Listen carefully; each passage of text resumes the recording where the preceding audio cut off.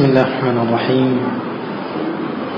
الحمد لله رب العالمين، والصلاة والسلام على المبعوث رحمة للعالمين محمد بن عبد الله وعلى آله وصحبه ومن تبعهم بإحسان إلى يوم الدين وسلم تسليما كثيرا. أما بعد، اللهم اغفر لنا ولوالدينا ولمشايخنا وللحاضرين وللسامعين وللمسلمين أجمعين، آمين. صحابي وتوليه بإذن الله تعالى زيد ابن ثابت الأنصاري رضي الله تعالى عنه وعن صحابة رسول الله أجمعين، ترجمان رسول الله صلى الله عليه وسلم، mfasiri ama mtarjimu ama mkalimani wa mtume Muhammad sallallahu alayhi wasallam. Hassan ibn Thabit kibwagizo asema faman lilqawafi ba'da Hassan wa ibnihi wa man lilmaani ba'da Zaid ibn Thabit. Nani mshairi atakayekuwa mahiri wa kumsifu mtume na mshairi atakayesifu dini kama Hassan na mtoto wake, yani akijikusudia yeye mwenyewe na mwanawe Abdurrahman ibn Hassan ibn Thabit, alikuwa ni mshairi pia mahiri. Waman lilmaani ba'da Zaid ibn Thabit, na nani atakayojua zaidi kwenye baadhi ya nusakh waman lilmathani ba'da Zaid ibn Thabit, nani atakayejua zaidi ya tafsiri ya Qur'an baada Zaid ibn Thabit radiyallahu ta'ala anhu. قال نحن في السنة الثانية للهجرة، tukiishi mwaka wa pili hijria, wa madinatu rasulillah sallallahu alayhi wasallam yamuju ba'daha yawmaidhin fi ba'd isti'dadan li Badr. Mwaka wa pili hijria, Madina ilipokuwa harakati ni nyingi, watu kwenda huku na kule kwa ajili ya kujiandaa na vita vya Badr. Japokuwa vita vya Badr havikuandaliwa ila tu, yani watu huku na kule wakashtuliwa kutoka katika mwaka huu wa pili wa hijria. والنبي صلى الله عليه وسلم يلقي النظرات الأخيرة على أول جيش يتحرك تحت قياده للجهاد في سبيل الله.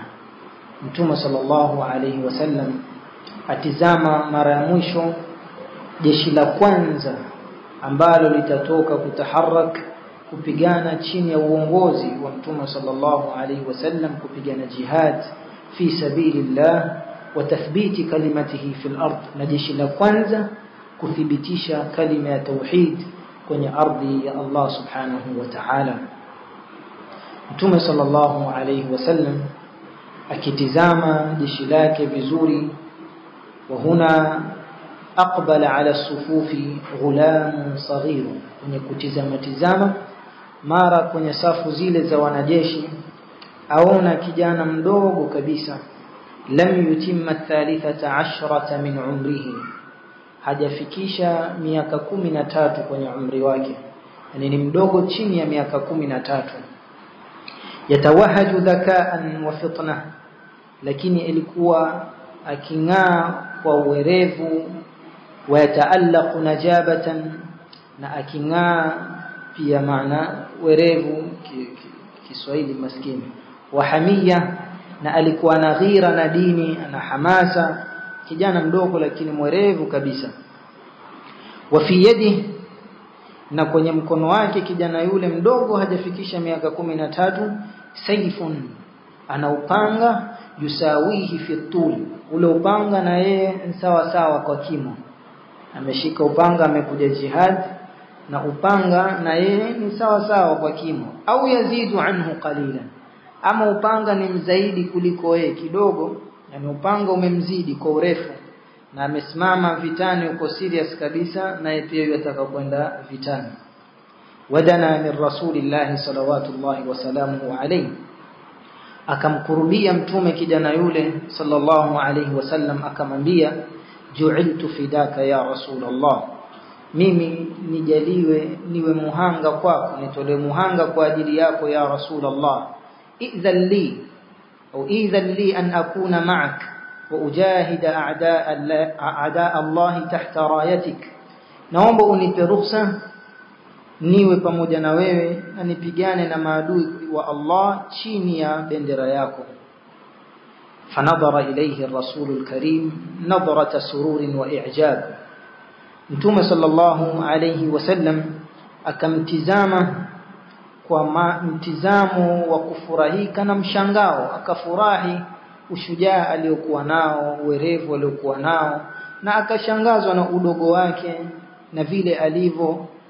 وربت على كتفه برفق وود kisha mtume sallallahu alaihi wasallam akampiga kwenye mabega kwa upole na kwa mapenzi wa tayyaba khatirahu na huku akimtuliza moyo wake wasarafahu lisighari sinni akamweleza kwa maneno mazuri wewe ni mdogo Allah akulipe kila la khairi akamuongelesha vizuri mtume sallallahu alaihi wasallam huku akimpiga mabega kumtuliza wala asihofu kwa wewe kijana rudi nyumbani umri wako wewe ni mdogo sana huwezi kupambana kwenye hii jihad kijana yule mtume sallallahu alayhi wasallam akamrudisha ada al-ghulam as-saghir yujarjiru sayfahu ala al-ard aswana hazina akarudi kijana yule akikokota upanga wake kwenye ardhi aswana hazinan aswan yani sha'irun bil asa aswana hazinan yani yash'uru bil asa yuhuzunika kwa hali ya juu hali ya kuwa yuhuzunika li'annahu hurima min sharafi suhbati rasulillah sallallahu alayhi wasallam fi awwal ghazwatin yaghzuha kwa sababu huzuni ile ni kwa sababu amenyimwa utukufu wa kumsuhubu mtume sallallahu alayhi wasallam kwenye vita vya kwanza ambavyo mtume sallallahu alayhi wasallam amepigana vita vya Badr وعادت من ورائه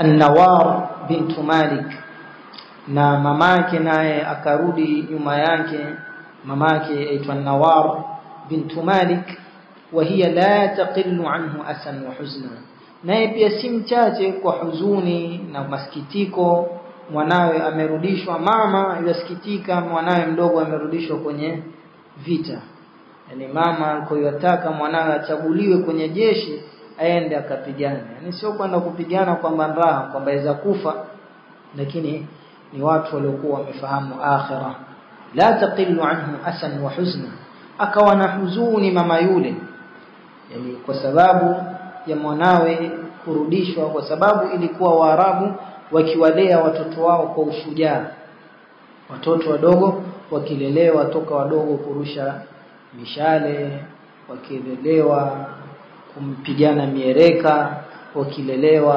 kuogelea yani watoto wakikuzwa kwenye wanaume na ushujaa tofauti na sasa hivi watoto hulelewa kwenye PlayStation hulelewa kwenye makatuni jitoto lishafikisha miaka 15 lakini bado laangalia Tom and Jerry tena lazubaa kabisa masaa bado waweza kupata yuangalia na babake hilo ndo la ajabu zaidi angalia Tom and Jerry mpaka leo yani haoni kama ni uzuka ule akili haikui akili kubwa lakini bado ana akili zile zile za Tom and Jerry lakini watoto wa kisahaba ridwanullahi ta'ala alayhim ilikuwa kilelewa kwenye nini kwenye ushujaa ndio maana mama huyu Nawar ahuzunika kwa mwanawe kurudishwa na mtume sallallahu alayhi wasallam فقد كانت تتمنى أن تكتحل عيناها برؤية غلامها وهو يمضي مع الرجال مجاهدا تحت راية رسول الله صلى الله عليه وسلم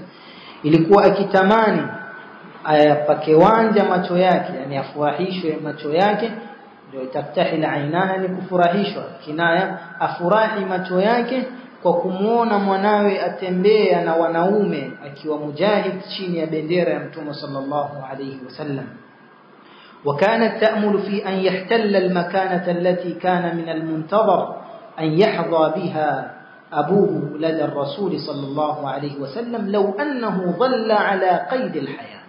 na ilikuwa ana hamu sana mwanawe achukue ile sehemu ya babake ambayo alikuwa tamani aichukue, yani aende jihad na mtume lau angebaki kuwa hai, lakini alikufa mapema baba yake, lakini alikuwa tamani baba yake Thabit apate hadhi kama hii. Kwa mama, kwa kuwa baba hakupata akatamani hadhi ile, basi aipate mwanawe Zaid ibn Thabit.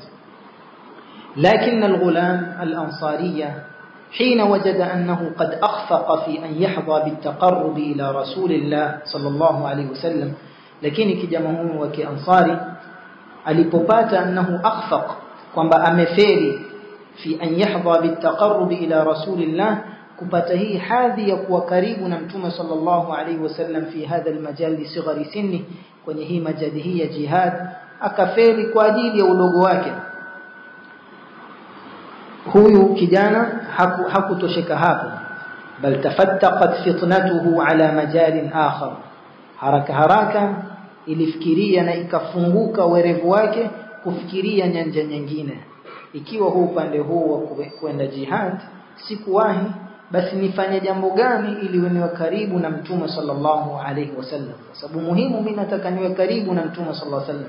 Kijana mdogo akafikiria haraka jambo ambalo la alaqata lahu bisinni, jambo lingine ambalo umri hautakuwa kikwazo. Nifanyeje ili niwe karibu na mtume na umri wangu si kikwazo, jambo ambalo yukaribuhu min an-nabii sallallahu alaihi wasallam wa yudnihi ilayhi. Dhalika al-majal, majal hiyo ni gani?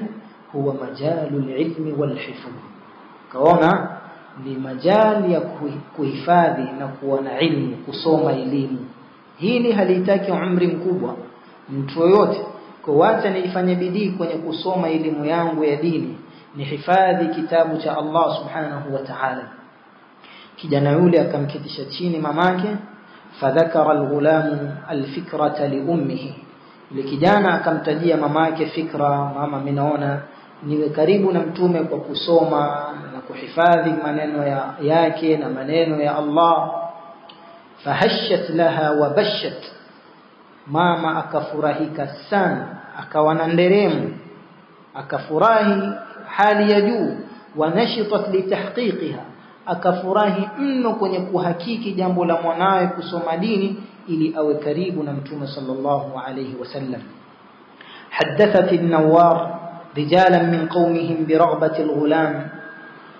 Nawar huyu mama an-Nawar ibn bint Malik akawaeleza wanaume wa kabila lile wakubwa, watu wazima, kaketisha chini kabila lote, mwanangu huyu ataka kusoma Qur'ani, ataka kusoma kwa mtume sallallahu alayhi wasallam, na yeye ndo amekuja na fikra hii. Wadhakarat lahum fikrata, wote kwa ushirikiano kuonesha watu walivyokuwa na mahaba.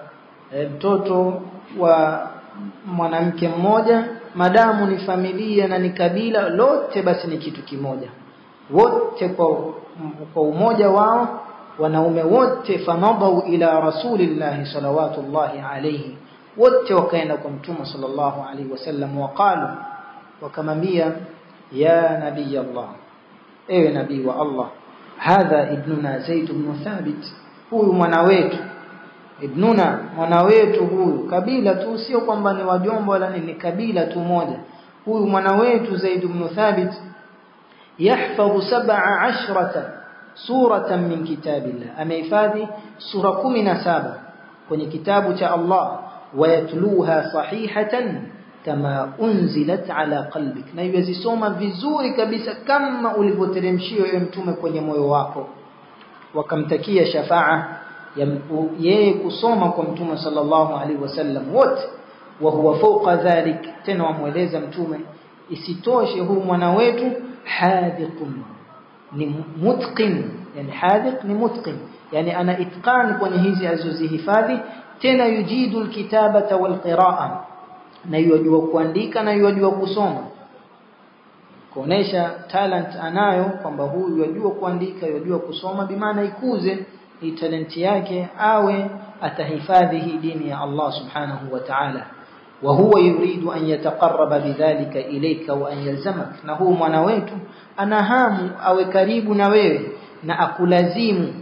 Fasma' minhu idha shi'ta, ukitaka basi msikize hiyo Qur'an atakavosoma uone kama you are qualify kuwa na wewe na kuwa karibu na wewe. Na hii kuonesha wazazi wafaa wawe na hamu na watoto wawe karibu na maulama.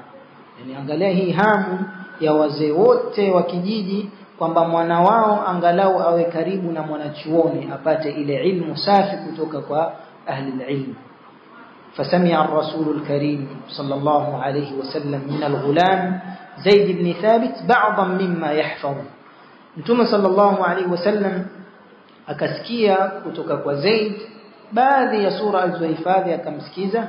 Fa idha huwa mushriqul ada, akampata ana ada mzuri kabisa, ni anavosoma vizuri kabisa. Mubinun nutqi, herufi yazitamka sawa sawa vizuri kabisa. تتلألأ كلمات القرآن على شفتيه كما تتلألأ الكواكب على صفحة السماء. كلمات za Qur'an, maneno ya Qur'an yang'aa kwenye midomo yake kama vile nyota zinavong'aa kwenye wingu wa dunia. Thumma inna tilawatahu tanummu ala ta'athuri bima yatlu. Isitosheleze, yani sio kijana tu kwamba yusoma kama kasuku, yani qira'atuhu tilawatuhu tanummu ala ta'athuri bima yatlu, yaashiria kwamba yuathirika na anachokisoma. Ni kijana mdogo lakini akisoma Qur'an, akisoma aya za moto wahisi huzuni yake na kulia kwake, akisoma aya za janna wahisi furaha yake, na yani yuathirika na kile anachokisoma, yani yajua anachokisoma, yufahamu maana yake. Wa waqafatuhu tadullu ala wa'yin lima yaqra, na namna anaposimama vile vikomo yaonesha yufahamu kile anachokisoma. Tofauti na mahufadha ambao yani watoto ambao wamehifadhi lakini hawajui wanachokisoma, ndio pale yusimama sehemu ambayo si ya kusimama, yuanza sehemu ambayo haifai kuanza, yuakata aya sehemu ambayo aya haifai kukatwa, kisha yuanza ambapo sipo, kwa sababu haelewi anachokisoma. Yani mtu akisoma ile Qur'an utahisi huyu aelewa ama huyu haelewi anachokisoma. Vile anavyosimama na anavyoanza utajua huyu wajua ama hajui. Sasa huyu kijana ilikuwa akisoma wahisi ile kisimamo chake na kuanza kwake, wahisi kwamba huyu yufahamu anachokisoma, wa husni fahamu, na anafahamu mzuri zaidi, yufahamu kile anachokisoma. Fasurra bihi ar-rasulul karim sallallahu alayhi wasallam idh wajadahu fawqa ma wasafuhu. Mtume sallallahu alayhi wasallam akafurahi kwa kuwa alimpata huyu kijana ni zaidi ya vile walivyomsifu.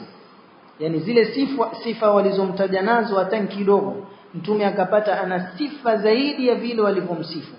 Wazadahu sururan bihi itqanuhu lilkitaba, na kilichomzidisha furaha mtume sallallahu alaihi wasallam ni kwamba huyu kijana pia yajua kuandika, kwa sababu mtume sallallahu alaihi wasallam na umma wa Kiarabu ilikuwa ni ummi, wengi wao walikuwa hawajui kuandika.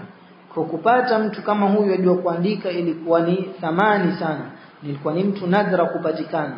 Faltafata ilayhi an-nabiyul karim sallallahu alayhi wasallam, mtume sallallahu alayhi wasallam akamgeukia kijana huyu mdogo, waqala, akamwambia, sasa kazi anza hapa, elimu sasa.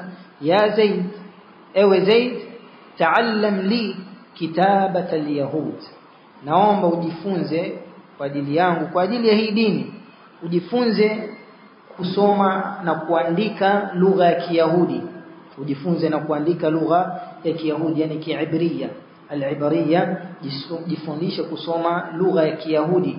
Fa inni la amanuhum ala ma aqul, kwa sababu mimi siwaamini kwa kile ninachokisema. Naweza ngasema neno kisha wakafanyana tarjama wao wakanibadilishia maneno, sababu Yahudi si watu wa kuaminika. Wakiambiwa waqulu hittatun naghfir lakum khatayakum, wasema hintatun naghfir lakum khatayakum, yani walikuwa wao kawaida tahrif. Yani Mayahudi ni watu waovu sana. Allah yaambia semeni hitta naghfir lakum khatayakum, tutawasamehe. hitta yani kuweka madhambi chini, tutawasamehe. Wasema hinta, wasema ngano, waongeza nun, wabadilisha maneno. Alikuwa masahaba wakimkhutubu mtume sallallahu alayhi wasallam wakimwambia ra'ina, yani Waarabu kama kitu hakusikii ama hujamuelewa kuambia ra'ina, yani ni subiri kidogo, ra'ini anzirni, yani wao wakawasema ra'ina min ar-ru'una, yani mpumbavu, yani wakaongeza ya kumtusi mtume sallallahu alayhi wasallam. Ndio Allah akawakataza masahaba, hii ra'ina ni maneno sahihi wala si matusi, lakini wakakatazwa kutumia hii lafzi kwa sababu Mayahudi waichukua waitumia vibaya. La taqulu ra'ina walakin qulu unzurna wasma'u, yani msiseme ra'ina, semeni unzurna wasma'u. Kwa hiyo msitumie hii lafzi, pamoja kuwa ni sahihi walikuwa wakisema ra'ina bala ra'ina. Mayahudi hawa walikuwa badala kusema assalamu alaykum wakisema assalamu alaykum, wakifuta lamu, yani mauti juu yako. Kwa hiyo ni watu wa kubadilisha maneno. Kwa akawaiwechelea mtume sallallahu alaihi wasallam isije kuamina hukumu baina yao nikazungumza maneno kisha Myahudi akatafsiri kwa lugha yao kinyume na vile mimi nilivyozungumza. Kwa hiyo akamwambia Zaid, jifundishe lugha ya Mayahudi. Na mtu idha taallama al-insanu lughata qaumin amina min makrihim, sababu mtu siku zote akijifunza ni muhimu kujua lugha za watu, hasa ikiwa una haja ya kufanyia da'wa wale watu, ni ujue lugha zao. Yani wewe mathalan watakwenda kuketi Giriamani kule, ni ujue lugha yao uende kuwafanyia da'wa kikwao, itakuwa ni ablagh kwenye nyoyo zao kuliko kuzungumza Kiswahili ama lugha nyingine. Ama wataka kwenda ardhi yoyote, wataka kwenda Kikuyu huko kufanya da'wa, ni ujue lugha yao ni vizuri, kwa sababu wewe za kuwa wazungumza Kiswahili kumbe watu wazungumza kitoka mpige jiwe, wewe huna habari. Lakini ukiwa wakijua wajua lugha yako, wajua lugha yao, watakuheshimu. Kwa Mtume sallallahu alaihi wasallam akampatia wadhifa Zaid kwamba jifundishe lugha ya Mayahudi, jifundishe kuandika lugha ya Mayahudi, fa inni la amanuhum ala ma aqul, msiwaamini kwa yale nitakayosema, sio waaminishi waweza kunibadilishia. Faqal, akamwambia labbaika, yani ijaba baada ijaba, nimeitikia ya Rasulullah. Wa akabba min Tawah radiyallahu ta'ala anhu, yani akabba asli yake ni inhana, ndio maana akabba. Lakini ikisema akabba yani kulivamia jambo kisawasawa, bimaana ameliketia kikao, kama wanavyosema watu wamekalia kikao cha mlo, bimaana yuko serious na lile jambo. Akabba min Tawah radiyallahu ta'ala anhu, Tawah yani kwa haraka kabisa bila kuchelewa, fawran, akalikalia lile jambo kwa haraka mno, yani jambo la al-ibriya, hili kusoma lugha ya Kiibriya, hatta hadaqaha, yani hatta atqanaha, paka akaifanyia itqani ile lugha fi waqtin yasir, kwa muda mchache. Alikuwa ni mtoto bright mwerevu sana, akaijua lugha ya Kiibriya kwa muda mchache sana. Waja'ala yaktubuha li Rasulillah sallallahu wasallam alayhi, akawa yamwandikia mtume sallallahu alayhi wasallam, yani mtume akiwa na ujumbe wake wa Kiarabu yeye utarjama kwa lugha ya Kiibriya yuwafikishia Mayahudi. Idha arada an yaktuba lilyahud wa yaqra'uha lahu idha hum katabu ilayhi, ikiwa mathalan Mayahudi wamemwandikia mtume akataka kuwajibu, basi Zaid ibn Thabit ilikuwa ndio kazi yake kuandika ile lugha yao, akimsikiza mtume kisha akiandika akituma kule kwa Mayahudi. Haikutosha, thumma taallama as-Suryaniya, kisha akajifundisha Kisuriani, yani ni katika lugha pia ambazo ilikuwa zimeenea wakati ule. Kwa hiyo kahitajia da'wa iwafikie wenye kuzungumza lugha ya Kisuriani, wa akajifundisha lugha hiyo pia bi amrin minhu alayhi salatu wassalam, kama taallama al-Ibriya, pia baada ya kuamrishwa na Mtume sallallahu alaihi wasallam asome Kisuriani akakisoma. Fa asbaha al-fata Zaid ibn Thabit tarjuman Rasulillah sallallahu alaihi wasallam, akawa kijana huyu ni tarjuman, mkalimani wa Mtume sallallahu alaihi wasallam, akawa ndio wasita baina yake mtume na kaumu nyingine ambao hawafahamu lugha ya Kiarabu. Walamma istawthaqa an-nabiy salawatullahi wa salamuhu alayhi min rasanati Zaid wa amanatihi, na Mtume sallallahu alaihi wasallam alipokuwa na utulivu na kumwamini kisawasawa akili na uwerevu na uaminifu wa Zaid wa diqqatihi wa fahmihi, na kwamba anadika kwenye ufahamu na kufahamu vizuri. Itamanahu ala risalati as-samai ila al-ardi, akaambia basi kuanzia leo wewe utakuwa waandika wahi, wewe ni muaminifu. Akawashamwamini kiukamilifu, kwa nikiteremshiwa wahi nikisoma wewe andika. Faja'alahu katiban liwahyi Allah subhanahu, akapata sharaf kubwa mno, yani yeye ndio mtu wa kwanza kuandika maneno ya Allah, yani ikitoka kwenye kinywa cha Mtume sallallahu alaihi wasallam wa kwanza kuyasikia ni Zaid, yuandika yale yaliyosomwa na Mtume sallallahu alaihi wasallam. Fakana idha nazala shay'un min alqur'ani ala qalbihi ba'atha ilayhi yad'u, ikawa Mtume sallallahu alaihi wasallam akiteremshiwa Qur'an yuamuitisha Zaid, ndio hata kama yuko mbali yuaitwa. Kwa ni watu ambao hakuna aya isipokuwa alikuwa ameisikia radiyallahu ta'ala anhu. Alikuwa akimuita waqala uktub ya Zaid, Zaid andika haya, fayaktub, Zaid huandika. فإذا بزيد بن ثابت يتلقى القرآن عن رسول الله صلى الله عليه وسلم آنا فآن، ikawa Zaid yupata Qur'ani kwa Mtume sallallahu alaihi wasallam muda baada muda, saa zote ikiteremka basi Zaid yuko wapi? Yeye ndio kuandika Qur'an. Fayanmu ma'a ayati, akawa yuwa mkubwa kwa na huku yuandika Qur'ani, bimaana akawa mkubwa kwenye hali hii ya kusoma Qur'an na kuisikia fresh kutoka kwa Mtume sallallahu alaihi wasallam. Wa ya'khudhuhu ratban tariyan min famihi mawsulan bi asbab nuzuli, na ilikuwa akichukua direct kutoka kwa Mtume sallallahu alaihi wasallam ikiwa fresh pamoja na asbabu nuzul, yani alikuwa yajua aya hii imeteremka kwa ajili kadha, aya hii imeteremka kwa ajili kadha. Kwa ilikuwa kila aya anayoandika yajua kwa nini imeteremka radiyallahu ta'ala anhu. Qala fatashriqu nafsuhu bi anwari hidayatihi, moyo wake ukajaa nuru ya uongofu wa Qur'an. Wayastaniru aqluhu bi asrari shari'atihi, na akili yake ikajaa nuru kwa siri za sheria ya Qur'an, akawa ni imam kwenye Qur'an. Wa idha bil fata al mahdhur yatakhassasu bil Qur'an, kijana huyu akawa ni mutakhassis wa Qur'an, yani yajua Qur'ani ndani zaidi deep, na yajua maana yake, na yajua tafsiri yake, na yajua sababu nuzul. ويغض المرجع الأول فيه لأمة محمد صلى الله عليه وسلم بعد وفاة الرسول صلوات الله وسلامه عليه. Akawa ndio sehemu ya kurudia, ni watu wakitatizana kwenye ayat, wakitatizana kwenye tafsir baada ya kufa Mtume. Alikuwa yuarudiwa Zaid ibn Thabit radiyallahu ta'ala anhu, alikuwa ni alim habru hadhihi al-umma, alikuwa ni bahari ya hii umma. Kisha ndio Ibn Abbas, fakana رأس من جمعوا كتاب الله في عهد الصديق. alipofariki Mtume sallallahu alayhi wasallam na wakauliwa wale mahufadh, walipokuwa wamekufa mahufadh wingi, Abu Bakar as-Siddiq akakusanya masahaba kuiandika Qur'ani sehemu moja, kwa sababu Qur'ani ilikuwa imeandikwa lakini sehemu tofauti tofauti.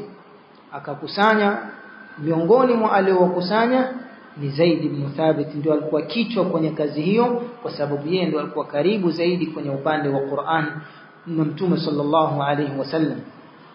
Wa tali'at man wahadu masahifahu fi zaman Uthman, na ilikuwa ndio wale wa mwanzo kwenye kukusanya zile mushaf, kwa sababu mushaf ilikuwa ziko nyingi, kila mtu ameandika kwa Mtume sallallahu alayhi wasallam, amesikia kwa Mtume sallallahu alayhi wasallam. Ikiteremka Qur'an masahaba walikuwa wako wingi, kwa hiyo watu ilikuwa kila mtu ana yake akiandika mwenyewe nyumbani.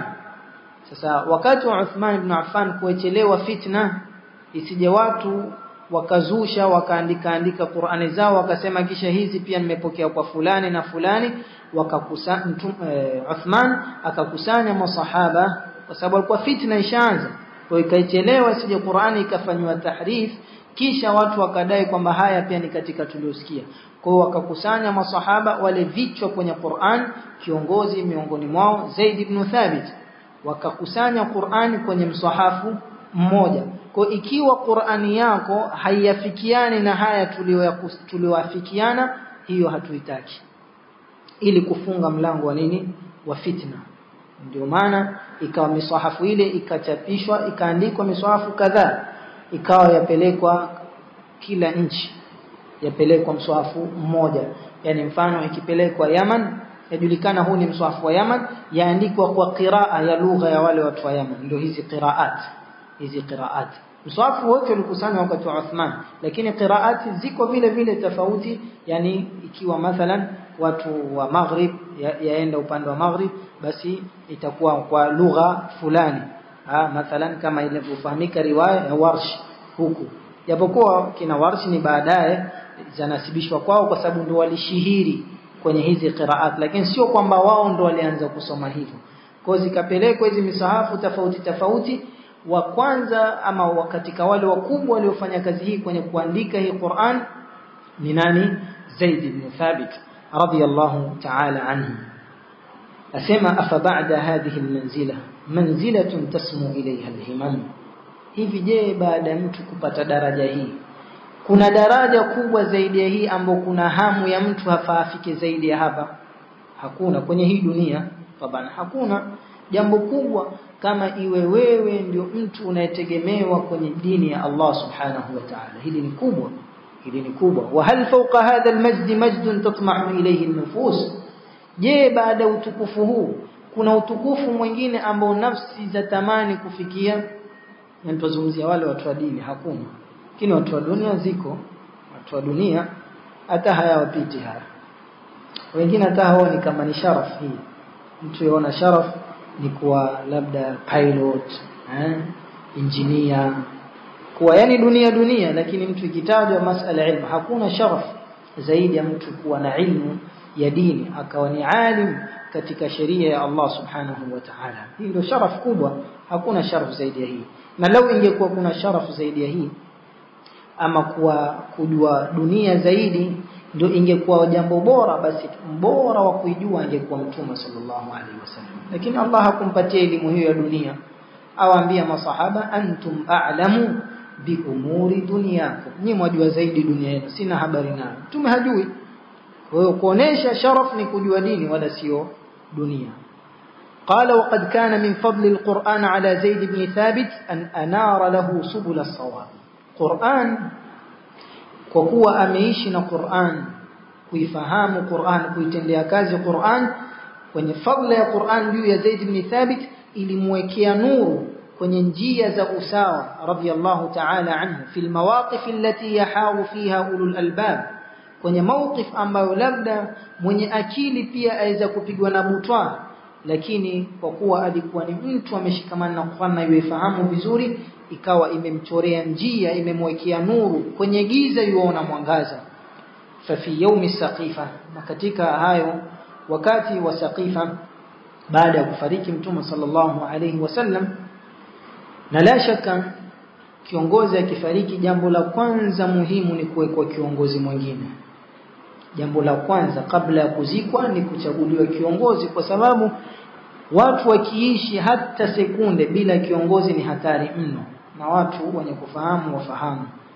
Yani hata labda mwenye kutizama historia hizi za nchi tu zetu, historia ya Kenya, sio ndio? Ama ukiangalia siasa ya dunia nzima, rais akifariki huwa haitangazwi kifo chake mpaka iwe ashaikwa mwingine. Wachunguza, yatangazwa baada ya kuwa mtu ashachukua nini, mamlaka. Kwa sababu gani? Kwa sababu ikiwa itatangazwa kwamba rais amefariki na hakuna kiongozi, basi ni hatari, ndio pale hufanyika mapinduzi. Sasa alipofariki Mtume sallallahu alaihi wasallam, ufahamu kulikuwa na kina Musailima al-Kadhab, fitna wana mawimbi ya fitna. Kwa baada ya kufariki Mtume sallallahu alaihi wasallam, kitu cha kwanza muhimu ni kuwadhibiti Waislamu chini ya kiongozi mmoja, kwa sababu lau kila mtu angechukua jambo lake kwenye mikono yake, lingeharibika jambo. Ndio watu mbio wakakimbilia kwenye Saqifa Bani Sa'ida, wakaenda pale, waislamu wakakhtalifiana. اختلف المسلمون في من يخلف أو في من يخلف رسول الله صلوات الله عليه. وكاختلفيانا ناني أتكو خليفة ومتوم صلى الله عليه وسلم. فقال المهاجرون, watu wamekusanyika, uongozi sasa, mtume ashaondoka, lazima tuwe na kiongozi.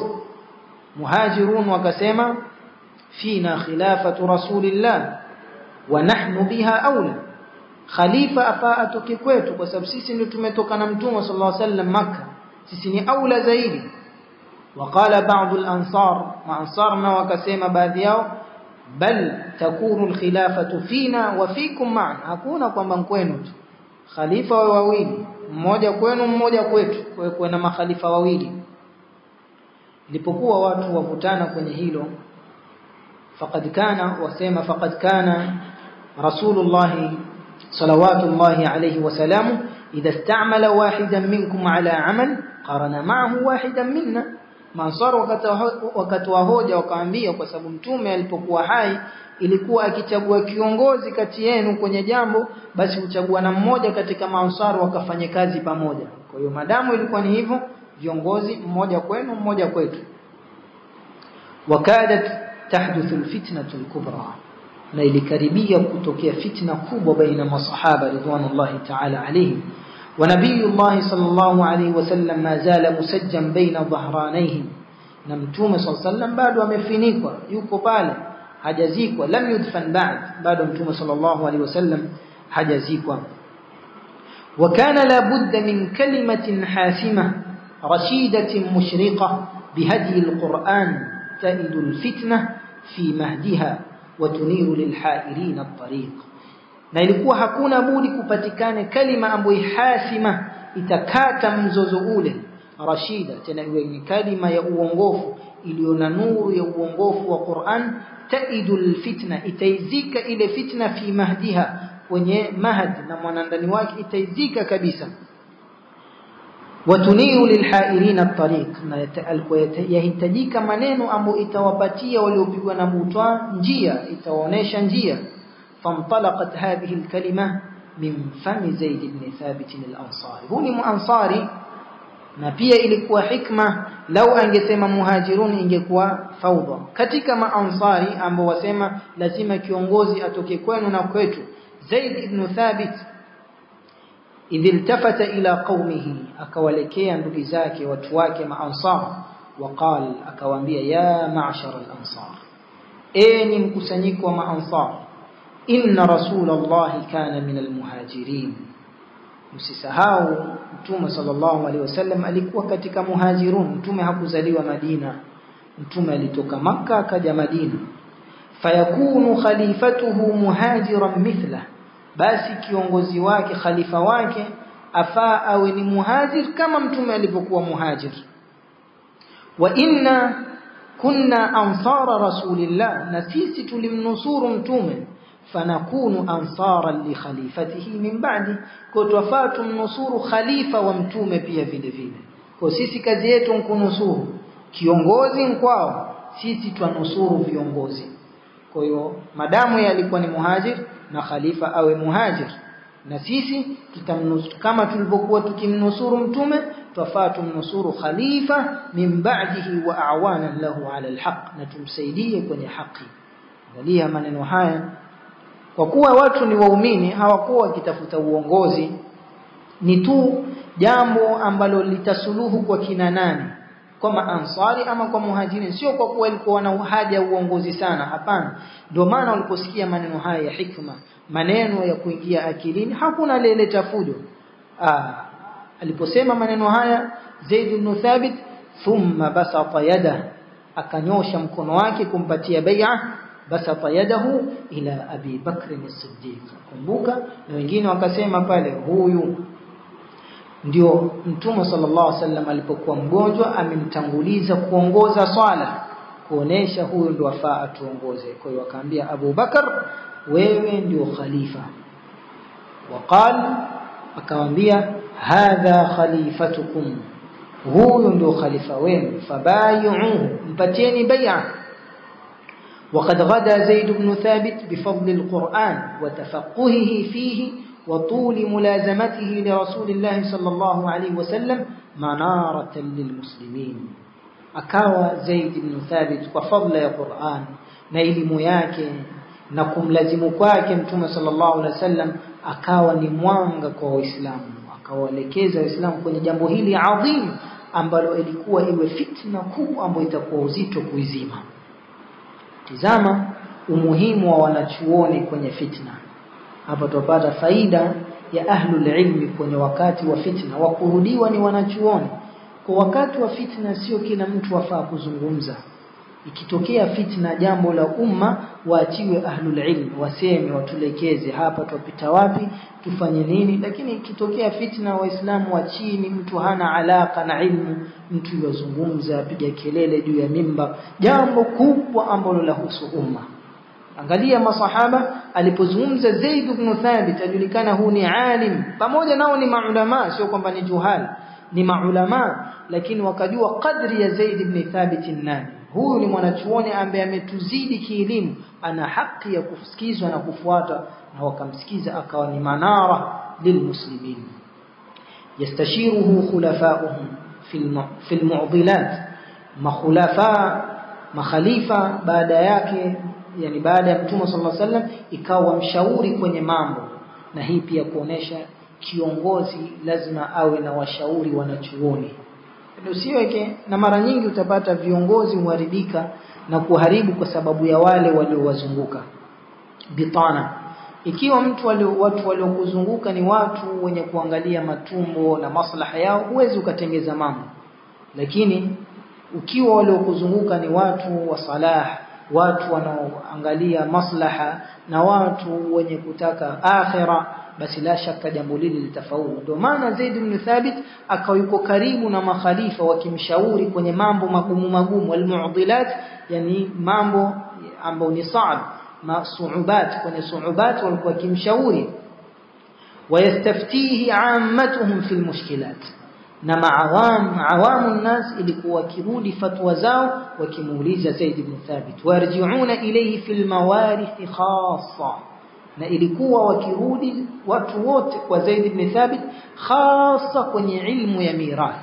Hakuna sahabi ambaye alikuwa ni mjuzi zaidi wa ilmu ya mirath, elimu ya kurithi, kama Zaid ibn Thabit radiyallahu ta'ala anhu.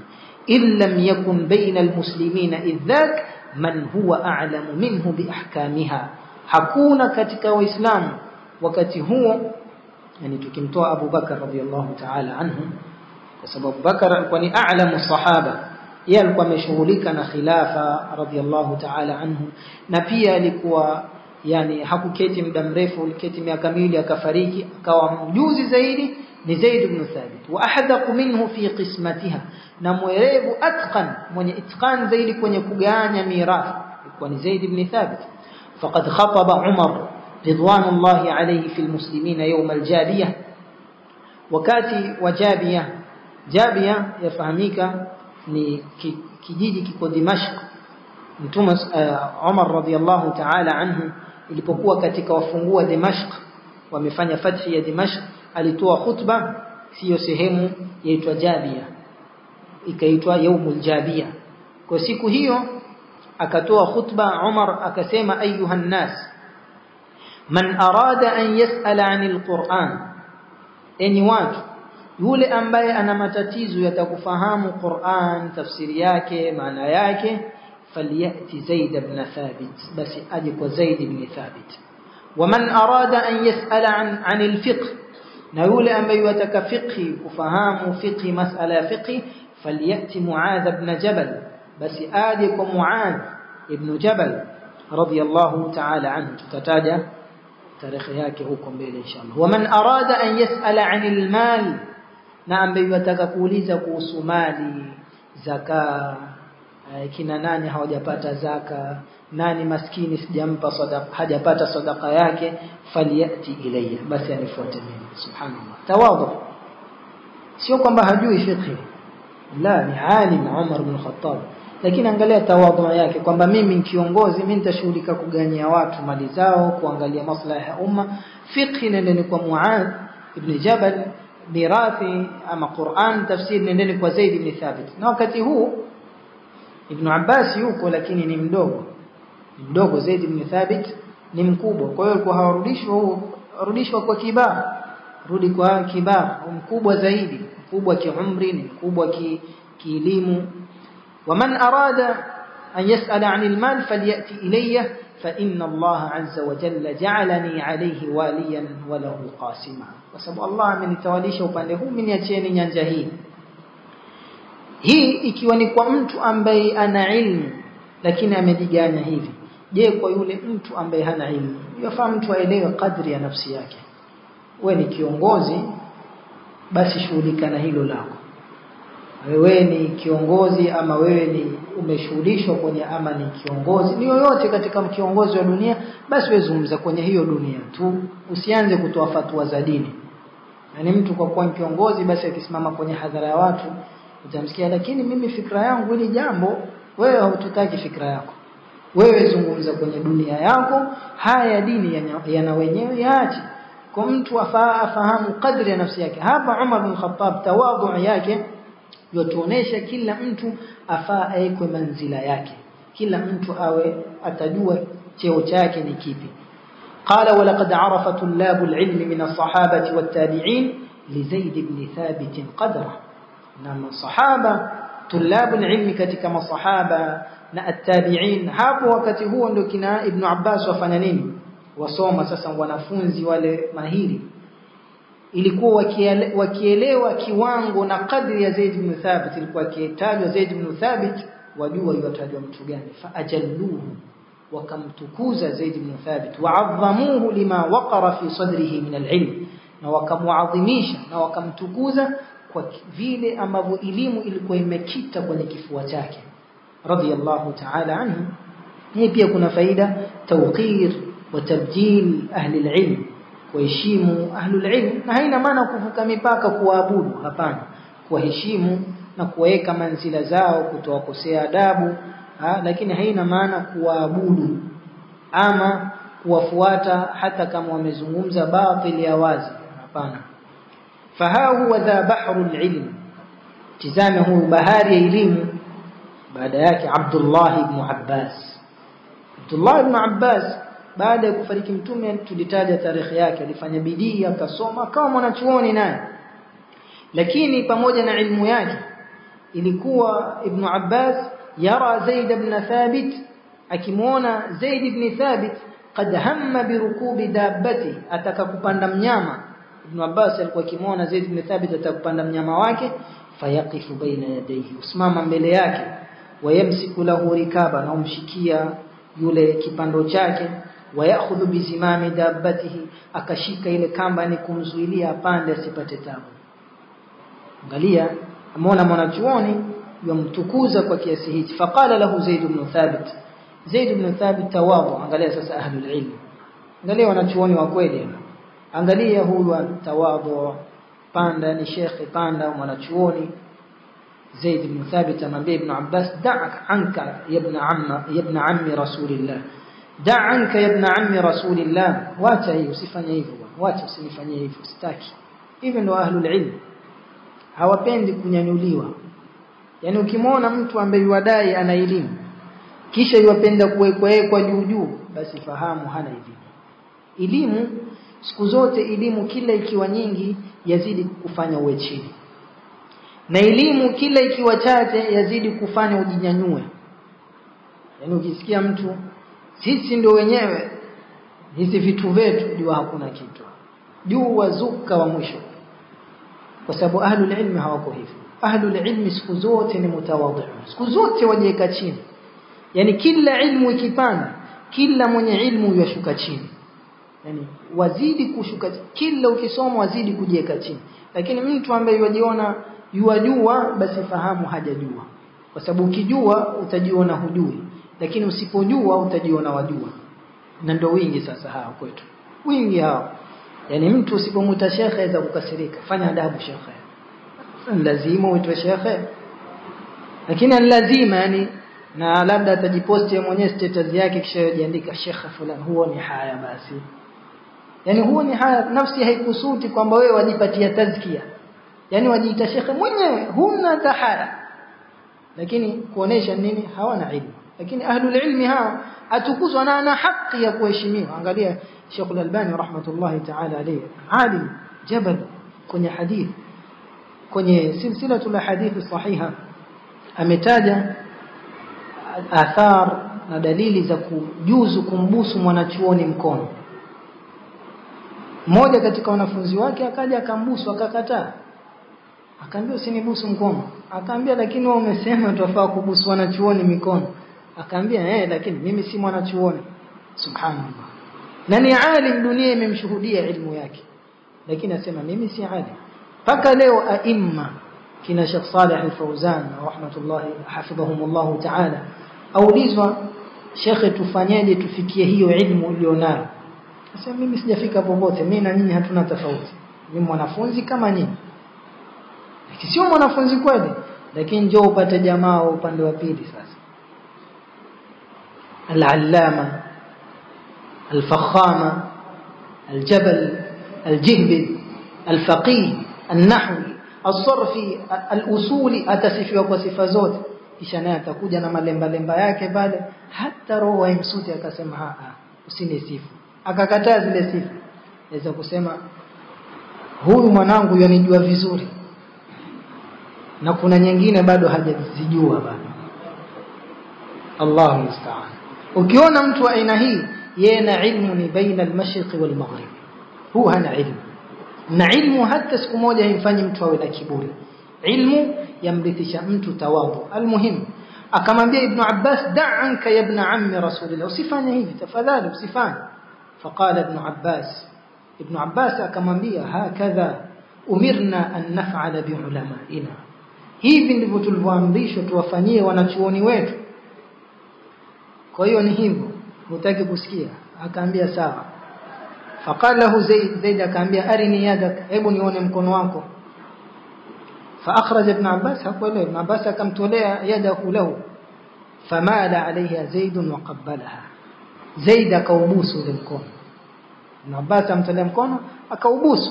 Waqala, akamwambia, hakadha umirna an naf'ala bi ali baiti nabiyina, hivi tumeamrishwa, hivi ndivyo tulivyoamrishwa tuwaheshimu alul bait. Alul bait wa kweli ni alul baiti.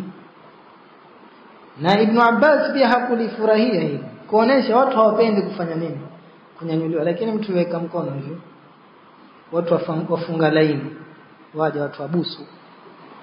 Yani wewe huoni yani kama wawadhalisha waja wa Allah subhanahu wa ta'ala.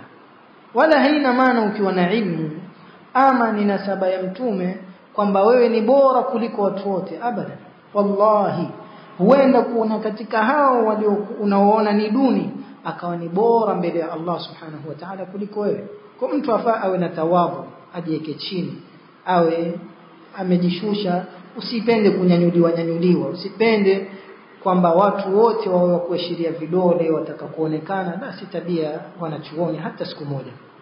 Almuhim, walamma lahiqa Zaid ibn Thabit bijiwari rabbih, alipofariki radiyallahu ta'ala anhu, baka almuslimuna bimautihi alilma. Waislamu walilia kwa ile ilmu, walililia ile elimu. Yani walililia Zaid, lakini kilichokuwa cha waliza zaidi ni ile ilmu alladhi wuriya ma'ahu, ile elimu iliyozikwa. Ndio maana watu wakifa wanachuoni walia, sio kwamba ni mtu amekufa, ile ilmu yaenda kwa watu wakalia kwa ile ilmu iliyozikwa naye. Paka kiasi Abu Hurairah radiyallahu ta'ala anhu akasema, al-yawm mata habru hadhihi al-umma, leo amekufa mwanachuoni mkubwa wa umma huu. Wa asa an yaj'ala Allah fi ibn Abbas khalafan minhu, taraji Allah subhanahu wa ta'ala amjalie Ibn Abbas ndio atakuwa badali ya Zaid ibn Thabit. Na naam, akawa habru hadhihi al-umma ni Ibn Abbas radiyallahu ta'ala. Na kwa nini kitajwa habru hadhihi al-umma utajwa Ibn Abbas si Zaid ibn Thabit? kwa sababu Ibn Abbas aliishi muda mrefu. Kwa hiyo ilmu yake watu wakafaidika nayo zaidi kuliko Zaid ibn Thabit. Zaid ibn Thabit hakuishi muda mrefu, ndio maana ikitoja habru hadhihi al-umma hutajwa Ibn Abbas kwa sababu ya elimu yake ilienea zaidi kuliko elimu ya Zaid ibn Thabit, pamoja na kuwa Zaid ibn Thabit alikuwa pia ni habru hadhihi al-umma. Kwa akafariki radiyallahu ta'ala anhu, warathahu sha'iru Rasulillah sallallahu alayhi wasallam, akamfanyia ratha ni shairi ya mtu aliyofariki, madh ya maiti yaitwa ratha. Akamfanyia ratha mshairi wa Mtume sallallahu alayhi wasallam Hassan ibn Thabit, waratha nafsahu ma'a, na akaisifu nafsi yake pamoja naye. Faqala faman lilqawafi ba'da Hassan wa ibnihi wa man lilmaani ba'da Zaid ibn Thabit. Nani anayejua mashairi yake kweli kweli baada ya Hassan na mwanawe Abdurrahman, na nani atakayetafsiri Qur'ani kisawasawa baada Zaid ibn Thabit? Lakini Allah akamleta nani? Ibn Abbas radiyallahu ta'ala anhu wa radiyallahu an sahabati rasulillah ajma'in, walhamdulillahi rabbil alamin.